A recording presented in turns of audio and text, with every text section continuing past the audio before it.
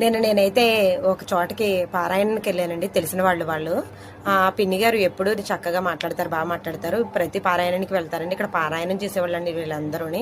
లలిత పారాయణం చేస్తారండి. నేనైతే ఉడతాభర్తకి ఎప్పుడన్నా వెళ్తాను.